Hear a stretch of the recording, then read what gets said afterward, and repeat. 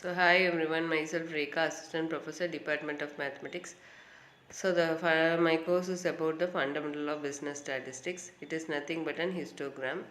So how to draw a histogram today we will see.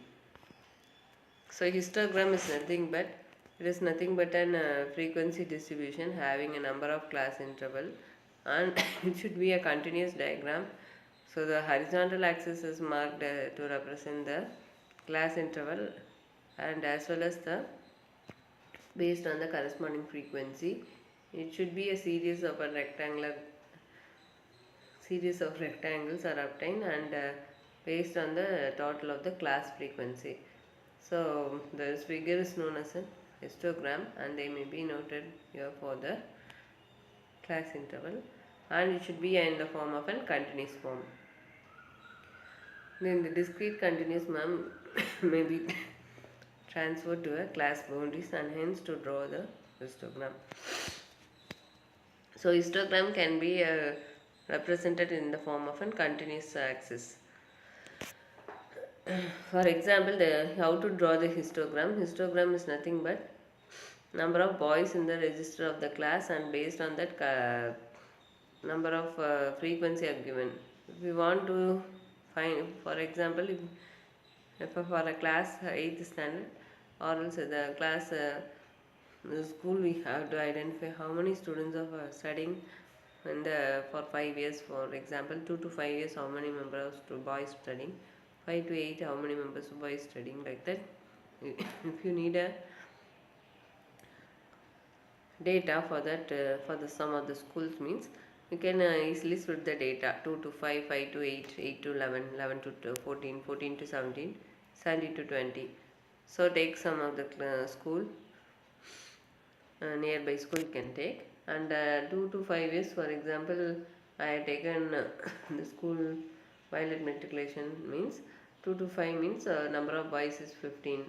So boys are studying in that school, and 5 to 8 group, 20 boys are studying in 8 to 11, 30 boys, and whereas in 11 to 14, 40, and 14 to 17, 25 boys, and 7 to 20 it is 10 boys. So these are the data they are given. So how to represent in the form of an histogram, and we can see in the next PPT. So histogram should how to remember, it is applying only for the class interval, and based on the relevant class frequency. And first of all, we have to write axis for the both age in the years, histogram, and number of boys. And x-axis and y-axis also you have to represent it as an 2, 5, 8, 11, 14, 17, like that. You have to give the data as they have given, and in y-axis you can mention the scale. So based on the units distribution of that range, you can give either 5, 10, 20, 15, or else you can give 10, 20, like that.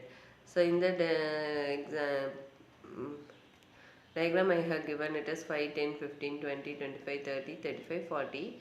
So 2 to 5 it is mentioned it as 15, 5 to 8 it is mentioned it as 20, and 8 to 11 it is mentioned it as 30, and it is 40, next 25, next 10. So you can given the range like this. So based on the range, you can draw the frequency polygon in this diagram also. Otherwise, uh, you can see the frequency polygon separately also. So histogram itself, you can draw his frequency polygon, but if they ask the histogram, no need to draw that line. You can simply draw the bar diagram. You simply bar the rectangular series along.